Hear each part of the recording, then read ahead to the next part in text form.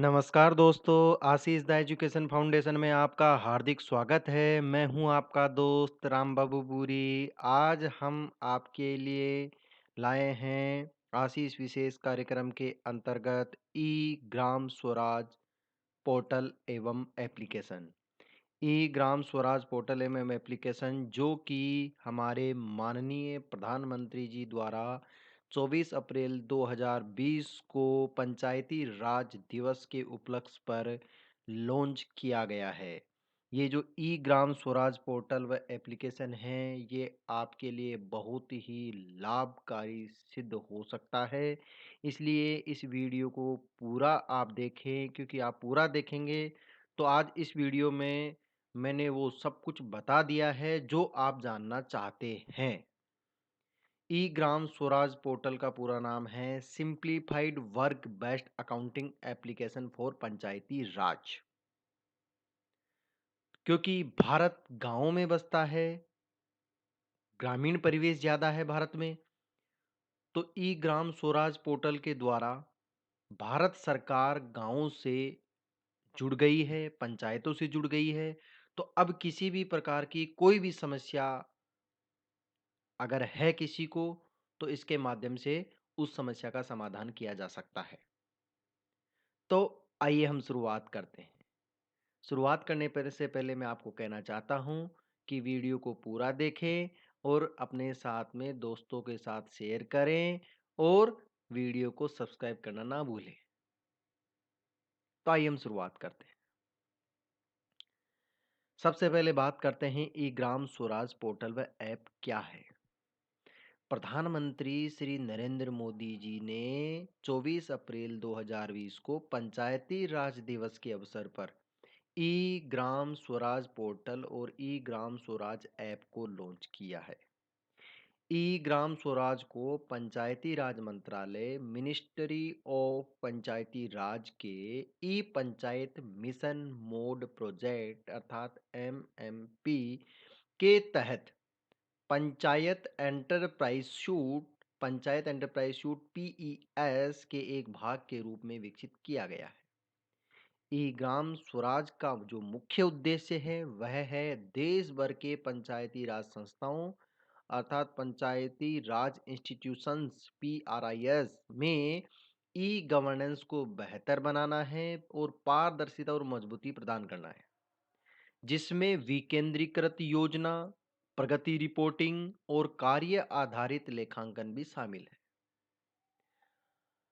ई ग्राम स्वराज पंचायतों की विश्वसनीयता को बढ़ाने में सहायता करेगा, जो कि पीआरआईज को धन के अधिक से अधिक विकास के लिए प्रेरित करता है। इसके अलावा ई ग्राम स्वराज उच्च अधिकारियों द्वारा प्रभावी निगरानी के लिए एक मंच भी प्रदान करता है। E Gram Swaraj simplified work based accounting application for Panchayati Raj, ये बहुत ही ऐतिहासिक कदम है हमारी भारत सरकार के द्वारा।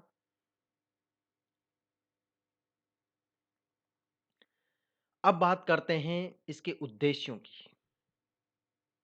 विकेंद्रीकृत नियोजन, प्रगति रिपोर्टिंग की सुविधा देता है और विभिन्न प्रकार की गतिविधियों का लेखा जोखा रखता है। केंद्र से प्राप्त निधियों के अभिसरण की सुविधा देता है। राज्य प्रायोजित योजनाएं और अन्य संसाधनों के बारे में बताता है। नागरिकों के लिए एकीकृत रिपोर्ट और मोबाइल ऐप की बेहतर पारदर्शिता और सूचना का प्रमाणीकरण अर्थात प्रकटीकरण को बढ़ावा देता है। सूचना को सबके सामने, नागरिकों के सामने लाता है और एक ही एकीकृत पोर्टल पर, मोबाइल ऐप पर सारी सूचनाएं एक साथ एक जगह कहीं पर भी आप बैठकर देख सकते हैं। पंचायतों में सीएफसी फंडों की बढ़ी हुई दृश्यता को बताता है। एकल खिड़की इंटरफेस के माध्यम से पंचायतों की जरूरतों को पूरा करता है। ये इसके सारे के सारे उद्देश्य। अब बात करते हैं ई स्वराज का कवरेज। कौन कौन इसके दायरे में शामिल है। सभी राज्य और संघ राज्य क्षेत्र शामिल हैं, सभी जिलों की पंचायतें शामिल हैं, सभी ब्लॉक पंचायतें शामिल हैं, सभी ग्राम पंचायतें इसमें आती हैं। इसके कुछ मॉड्यूल्स हैं, जिनके अंतर्गत सबसे पहला मॉड्यूल्स है पंचायत प्रोफाइल, दूसरा है एक्शन प्लान क्रिएशन, तीसरा एक्टिविटी आउटपुट, चौथा है प्रोग्रेस रिपोर्टिंग और पांचवा है जियो टैगिंग ऑफ एसेट्स और छठा है फाइनेंस एंड अकाउंटिंग। ये डिसेंट्रलाइजेशन डिजिटाइजेशन प्रोसेस है, एक तरीके से आप कह सकते हैं। डिजिटलीकरण की ओर बढ़ावा है एक तरीके से। अब हम बात करते हैं इस पोर्टल के मॉड्यूल्स और उनकी फीचर्स के बारे में, अर्थात विशेषताओं के बारे में। सबसे पहला मॉड्यूल है पंचायत प्रोफाइल। इसके अंतर्गत क्या क्या होगा? जनसांख्यिकीय विवरण, डेमोग्राफिक डिटेल्स अर्थात जनसंख्या का विवरण होगा यहाँ पर। संसाधनों का लिफाफा होगा, कौन कौन से रिसोर्स यहाँ पर उपलब्ध है। पंचायत के चुनावों के बारे में, विभिन्न प्रकार की समितियों के बारे में और संसाधनों का विवरण होगा। दूसरा मॉड्यूल है योजना और प्रगति report, planning and progress report में। तो प्लानिंग और प्रोग्रेस रिपोर्ट में योजनाओं के बारे में, योजनाएं बनाएंगे और उन्हें प्रकाशित करेंगे। शारीरिक प्रगति और तकनीकी व्यवस्थापक की स्वीकृतियां देंगे, अर्थात फिजिकल प्रोग्रेस और टेक्निकल एडमिन अप्रूवल्स दिया जाएगा। एसेट मैनेजमेंट किया जाएगा, जियो टैगिंग होगी। तीसरे मॉड्यूल है वित्तीय प्रगति रिपोर्टिंग अर्थात फाइनेंशियल प्रोग्रेस रिपोर्ट। इसके अंतर्गत प्राप्तियां निर्धारित होगी, जैसे अनुदान, ओएसआर आदि, ग्रांट्स, ओएसआर, डीएससी प्रबंधन होगा। वे जो एक्सपेंडिचर होते हैं उनको पीएफएमएस गेटवे के माध्यम से भुगतान किया जाएगा। पीएफएमएस का मतलब है पब्लिक फाइनेंस मैनेजमेंट सिस्टम। चौथा मॉड्यूल है स्थानिक योजना। स्थानिक विश्लेषणात्मक उपकरण, उन्नत प्रोफाइल बनाई जाएगी, मापन उपकरण होंगे इत्यादि होंगे इसमें। ग्राम पंचायत की सीमाएं, बाउंड्रीज के बारे में बताया जाएगा। पंचायत की प्रोफाइल, कंप्लीट पंचायत की प्रोफाइल होगी इसके अंतर्गत। पांचवा मॉड्यूल है रिपोर्ट्स। विभिन्न प्रकार की रिपोर्टें इसमें शामिल होगी। एक रिपोर्ट का डैशबोर्ड होगा। रिपोर्ट के लिए मोबाइल ऐप भी यूज किया जाएगा।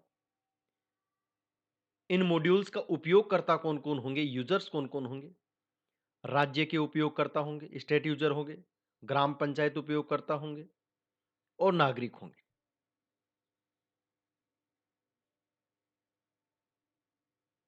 ये इसका लाइफ साइकिल है। ग्राम पंचायत प्रोफाइल से शुरू होके एक्शन प्लान क्रिएशन किया जाएगा, एक्टिविटी को आउटपुट दिया जाएगा, प्रगति रिपोर्ट देखी जाएगी और फिर उस कार्य को जियो टैगिंग दिया जाएगा और फिर उसका फाइनेंस और अकाउंटिंग मैनेजमेंट होगा। अब बात करते हैं जो मॉड्यूल्स और फीचर्स, विशेषताएं और मॉड्यूल्स जो हमने बताए हैं उनके ऊपर एक बेसिक आइडिया जो आपके लिए जानना जरूरी है। हाइलाइट्स के बारे में देखेंगे। सबसे पहला मॉड्यूल जो हमने बताया था अभी, पंचायत प्रोफाइल।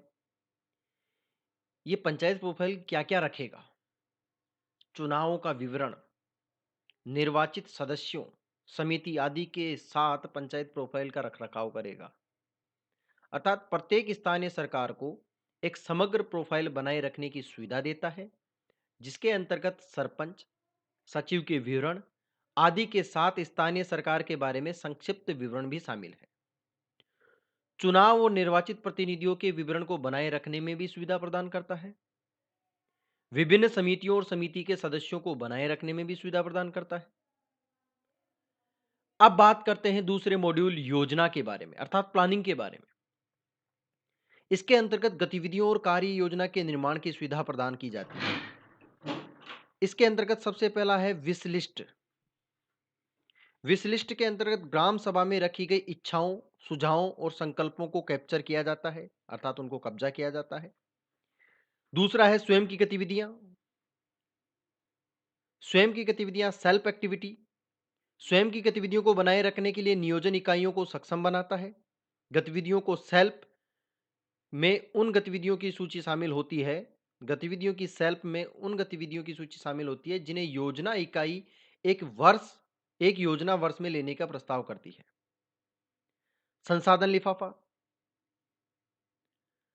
संसाधन लिफाफा जो होता है उसके अंतर्गत विभिन्न केंद्र और राज्य सरकार की योजनाओं और अन्य संसाधनों के से धन के बजट या आवंटन की रिकॉर्डिंग की सुविधा देता है। यानी केंद्र सरकार के द्वारा और राज्य सरकार के द्वारा जो योजनाएं चलाई जाती है, जो अन्य संसाधन है, अदर रिसोर्सेस है, उनसे जो धन का बजटीय आवंटन किया जाता है, उसका ब्यौरा यहां पर संसाधन लिफाफे में होगा। अब बात करते हैं अभिसरण की, कन्वर्जेंस की। एक गतिविधि के लिए धन के विभिन्न स्रोतों से धन के बुद्धिमान अभिसरण को सक्षम करता है, इंटेलिजेंसी के साथ कन्वर्जेंशन करता है। इस प्रकार यह सुनिश्चित करता है कि धन उपलब्ध धनराशि का अधिकतम संभव सीमा तक उपयोग किया जाता है और साथ ही धन की कमी के कारण महत्वपूर्ण गतिविधियों को नहीं छोड़ा जाता है।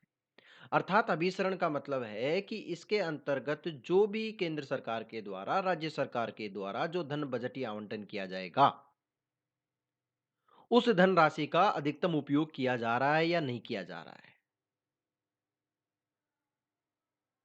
इसकी इससे पता लग जाएगा। अब बात करते हैं कार्य योजना अर्थात एक्शन प्लान की। योजना इकाई को विभिन्न योजनाओं में उपलब्ध निधि के अनुसार अनुमोदित गतिविधियों को लेने की अनुमति देकर वार्षिक योजना निर्माण को पकड़ती है अर्थात कब्जा करती है, कैप्चर करती है। गतिविधि फंडिंग को कई योजनाओं द्वारा साझा किया जा सकता है। प्रत्येक गतिविधि के लिए प्राथमिकता निर्धारित की जा सकती है। यह कार्य योजना एक्शन प्लान के अंतर्गत किया जाएगा। अब बात करते हैं अगले मॉड्यूल की, प्रोग्रेस रिपोर्टिंग, प्रगति रिपोर्ट। इसके अंतर्गत अनुमोदित और गतिविधियों की भौतिक और वित्तीय प्रगति को रिकॉर्ड किया जाएगा। सबसे पहले बात करेंगे इसके अंतर्गत प्रोग्रेस रिपोर्ट में तकनीकी स्वीकृति, टेक्निकल अप्रूवल। कोई भी गतिविधि किसी गतिविधि के अनुमोदन के लिए तकनीकी पहलू का विश्लेषण और पकड़ने में मदद करता है, अर्थात कैप्चर करने में मदद करता है। आप तकनीकी तरीके से उसको अनुमोदन दे सकते हैं, कोई भी एक्टिविटी होगी उसको। प्रशासनिक स्वीकृति, एडमिनिस्ट्रेटिव अप्रूवल, धन के स्रोत के संबंध में एक गतिविधि की मंजूरी के लिए प्रशासनिक पहलू को पकड़ने में मदद करता है, अर्थात धन से संबंधित कोई अगर एक्टिविटी है तो उसको एडमिनिस्ट्रेटिव लेवल पर अप्रूवल किया जाएगा, तो उसको ये कैप्चर करता है कि अप्रूवल हुआ कि नहीं हुआ। बात करते हैं फंड एर्माक्रेड की। फंड एर्माक्रेड उस प्रक्रिया में सुविधा देता है जिसमें फंड की वास्तविक मंजूरी होती है। आमतौर पर फंड किस्तों में जारी किए जाते हैं, यानी कोई भी अगर गांव में विकास हो रहा है तो उसका जो फंड होगा वो किस्तों में जारी किया जाएगा और उसकी वास्तविक मंजूरी हुई है या नहीं हुई है उसके बारे में इसमें भी चर्चा की जाएगी। अब बात करते हैं प्रगति रिपोर्टिंग, प्रोग्रेस रिपोर्टिंग। भौतिक और वित्तीय प्रगति को अद्यतन यानी अपडेट करने के लिए प्रयुक्त है। किसी भी गतिविधि की स्थिति को चालू करना, निलंबित करना, परित्यक्त या पूर्ण स्थिति में अद्यतन यानी अपडेट किया जा सकता है। भू टैगिंग, भू टैगिंग के अंतर्गत जियो टैगिंग अर्थात सृजित परिसंपत्तियों के जियो टैगिंग और फोटो कैप्चरिंग का समर्थन करने के लिए है। यानी कोई भी परिसंपत्ति का आपने निर्माण कर दिया है, कहीं किसी भी जगह आपने विकास किया है तो उसका जियो टैगिंग किया जाएगा और उसका फोटो कैप्चर करके उसको वहां पर डाला जाएगा। एसेट आधारित गतिविधियों की भौतिक प्रगति, मोबाइल ऐप और एम एक्शन सॉफ्ट के माध्यम से स्मूथर हो जाती है और भी बढ़िया प्राप्त होती है। प्रभावी अंतर मॉड्यूल जो है वो डेटा प्रवाह सुचारू भौतिक और वित्तीय प्रगति रिपोर्ट की अनुमति देता है। अब बात करते हैं लेखांकन, अकाउंटिंग। इसके अंतर्गत कार्य आधारित लेखांकन और निधियों की निगरानी की सुविधा प्रदान की जाती है। एमएएस के तहत सी एंड एजी द्वारा निर्धारित 4 स्तरीय लेखा वर्गीकरण प्रणाली और रिपोर्टिंग प्रारूपों के साथ शिकायत कर सकता है। बही खाते की केस बेसिस प्रणाली, डबल एंट्री का अनुसरण करता है, जिसमें लेन-देन के लिए क्रेडिट और डेबिट दोनों रिकॉर्ड किए जाते हैं। पंचायती राज इंस्टीट्यूशंस को 4 वाउचर के माध्यम से धन का विवरण रिकॉर्ड करने के लिए अनुमति देता है। पहला है रसीद वाउचर, रिसिप्ट वाउचर, धन के किसी भी प्रवाह को पकड़ने के लिए जरूरी है। भुगतान वाउचर, पेमेंट वाउचर, धन के किसी भी बहिर्वाह को पकड़ने के लिए जरूरी है। तीसरा है कॉन्ट्रा वाउचर, धन के अंतर खाता हस्तांतरण, इंटर अकाउंट के ट्रांसफर जो होता है उसको पकड़ने के लिए जरूरी है।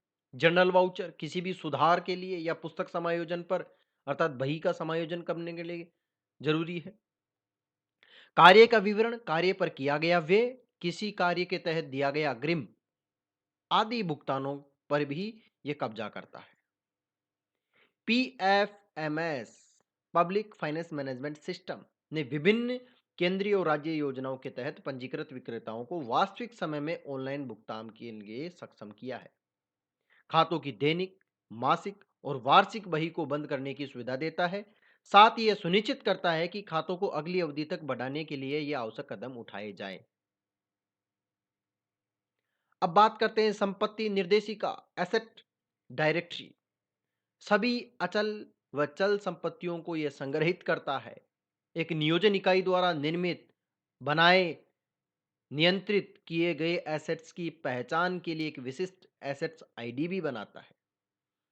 एसेट का ब्यौरा जैसे एसेट लोकेशन, स्टेटस, ओनरशिप आदि के बारे में बताता है। एक्टिविटी और वाउचर विवरण की पूर्ण एसेट के साथ जोड़ा गया है। ग्राम मानचित्र अर्थात जीआईएस पर परिसंपत्तियों का पता लगाने का भी इसमें प्रावधान है। तकनीकी आर्किटेक्चर व अन्य पीईएस उत्पादों के साथ अंतर संचालन का यह समर्थन करता है। सरल व उपयोगकर्ता के लिए अनुकूल है। कार्य प्रवाह में यह सक्षम है। ग्राम मानचित्र जीआईएस पर संपत्ति उपलब्ध है। ओपन सोर्स तकनीक पर आधारित एक मजबूत प्रमाणित यह तंत्र है। यह internet explorer, Google Chrome, Mozilla Firefox को भी सपोर्ट करता है।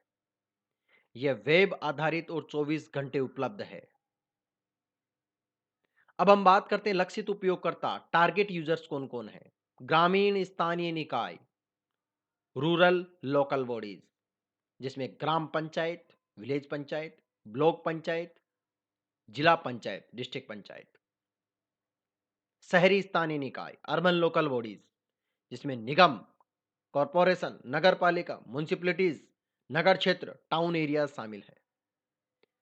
लाइन विभाग, लाइन डिपार्टमेंट और सिटीजन्स अर्थात नागरिक, ये सारे के सारे इसके लक्षित उपयोगकर्ता यानी टारगेट यूजर्स हैं। इनको टारगेट किया गया है। अब बात करते हैं हितधारकों की, स्टेक होल्डर्स की। स्टेक होल्डर्स के अंतर्गत सबसे पहले बात करेंगे हम केंद्रीय प्रशासन के बारे में।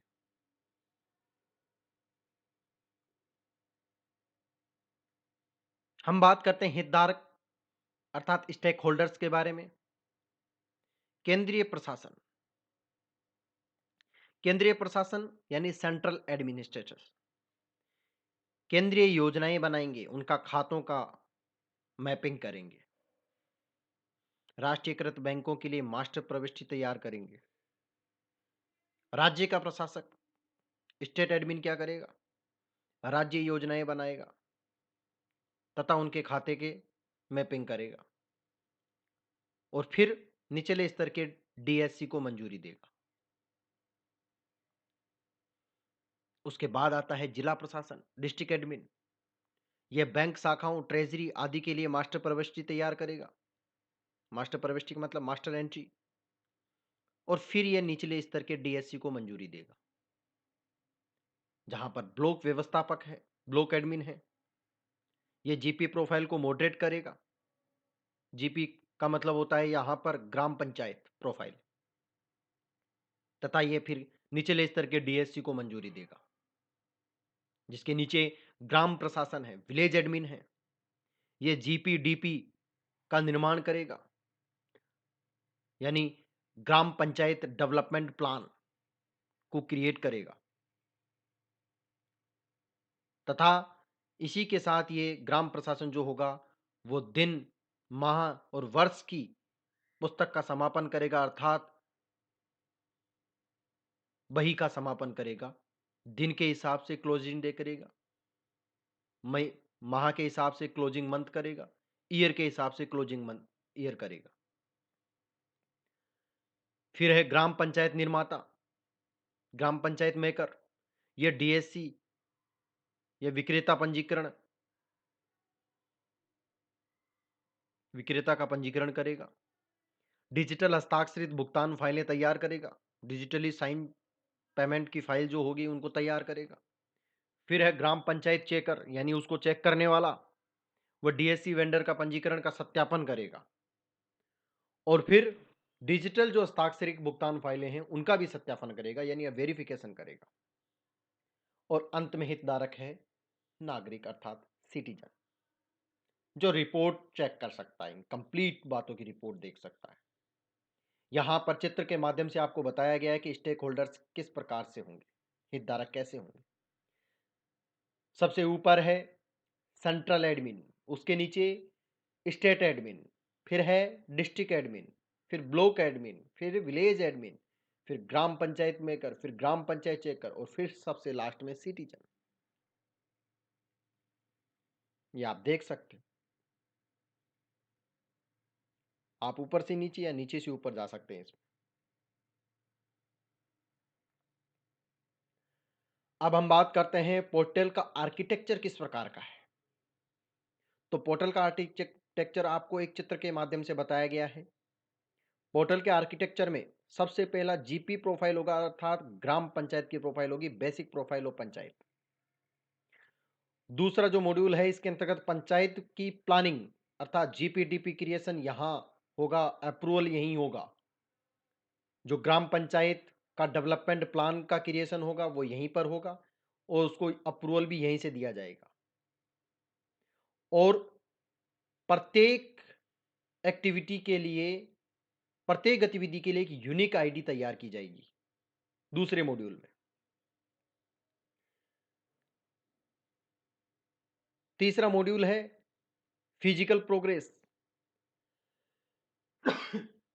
फिजिकल प्रोग्रेस की एक्टिविटी को यहां नोट किया जाएगा। चौथा है फाइनेंशियल प्रोग्रेस, यानी फाइनेंशियल गतिविधियां यहां पर संपन्न की जाएगी। पांचवा एसेट मैनेजमेंट, यानी संपत्तियों का जो परिसंपत्तियां हैं उनका मैनेजमेंट यहां किया जाएगा, प्रबंधन किया जाएगा। और जो फाइनेंशियल मैनेजमेंट है वो PFMS public finance management system से जुड़ा होगा। रियल टाइम पेमेंट, यहां पर रीट मॉड्यूल लागू होगा, अर्थात रीट का मतलब real time management asset management. जो तीसरा मॉड्यूल है फिजिकल प्रोग्रेस, तो फिजिकल प्रगति को कैसे देखा जाएगा कि वो काम हो रहा है कि नहीं हो रहा है, तो वो जुड़ा होगा हमारे जियो टैगिंग से। अर्थात कोई भी परिसंपत्ति जहां पर निर्माण किया गया है वहां पर जियो टैगिंग की जाएगी, वहां पर फोटो खींचकर अपलोड की जाएगी। और स्थानीय प्लानिंग तैयार की जाएगी जो कि पंचायत की प्लानिंग के लिए तैयार की होगी। जीआईएस बेस्ड एक्टिविटी की जाएगी, वर्क प्लानिंग। और कोई भी वर्क डुप्लीकेट नहीं हो सकता है, यानी उस स्थानीय स्तर पर योजनाएं तैयार करके हम दूसरे मॉड्यूल में जाएंगे, पंचायत की प्लानिंग करेंगे। ये इस प्रकार का एक आर्किटेक्चर होगा जिसको हम एलजीडी कहते हैं, लोकल गवर्नमेंट डायरेक्टरी कहते हैं। इस प्रकार से अब गांवों का विकास किया जाएगा। तो इस आर्किटेक्चर को समझ लीजिए, सरपंच वार्ड पंच सब समझ लीजिए, ये बहुत काम के आने वाला है आने वाले समय में। अब हम बात करते हैं, आपको बताते हैं कि अधिकृत वेब पता क्या है, ऑथेंटिकेट वेब एड्रेस क्या है। तो आप जा सकते हैं गूगल पर www.egramswaraj.government.in पर आप एड्रेस डालकर क्लिक करके गूगल क्रोम पर इसकी वेबसाइट पर जा सकते हैं, पोर्टल पर जा सकते हैं। तथा गूगल के प्ले स्टोर से इसका एप्लीकेशन भी डाउनलोड कर सकते हैं, जिस एप्लीकेशन का नाम है ई ग्राम स्वराज। आइए हम आपको बता देते हैं कि जो पोर्टल आपको नज़र आएगा वो किस प्रकार का नज़र आएगा। जब आप गूगल क्रोम पर, मोज़िला फायरफॉक्स पर, इंटरनेट एक्सप्लोरर पर e-gram-swaraj.government.in डालेंगे, तब आपको एक इंटरफ़ेस नज़र आएगा, यूज़र इंटरफ़ेस, जो इस प्रकार का होगा।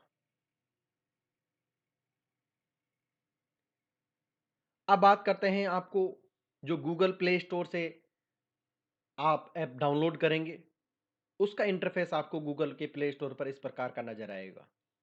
EGram Swaraj, ministry of Panchayati Raj.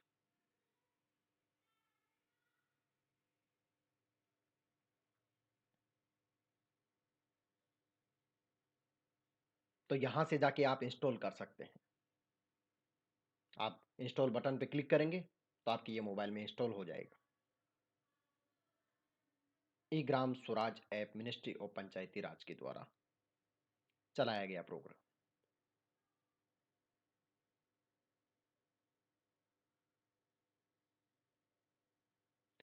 Ashish the education foundation में आपका बहुत-बहुत धन्यवाद करता हूँ। इसी तरह के और वीडियो प्राप्त करने के लिए हमारे चैनल को लाइक कीजिए, सब्सक्राइब कीजिए, साथ में बेल आइकन को प्रेस करना ना भूलिए, क्योंकि बेल आइकन को प्रेस करेंगे तभी आपको हमारे नए वीडियो का नोटिफिकेशन मिलेगा। वीडियो देखने के लिए आपका एक बार फिर से मैं तहे दिल से धन्यवाद करता हूँ। और इस वीडियो को मैं ज़्यादा से ज़्यादा शेयर करने के लिए इसलिए बोलूँगा, क्योंकि बहुत सारी सरकारी योजनाएँ ऐसी हैं जिनके बारे में गाँव के लोगों को पता नहीं होता है। ताकि उनको पता लगे, इसलिए इस वीडियो को ज़्यादा से ज़्यादा आप शेयर करें, ज़्यादा से ज़्यादा आप लोगों तक पहुँचाएँ, ताकि हर व्यक्ति को सरकार के नीति, नियम, पंचायत में आने वाले पैसे, पंचायत पर किए गए विकास कार्यों का पता लगा सके, ताकि किसी प्रकार का कोई भी भ्रष्टाचार ना हो। और ये मैं धन्यवाद देता हूँ वर्तमान सरकार को, जिन्होंने ये कदम उठाया है। Thank you.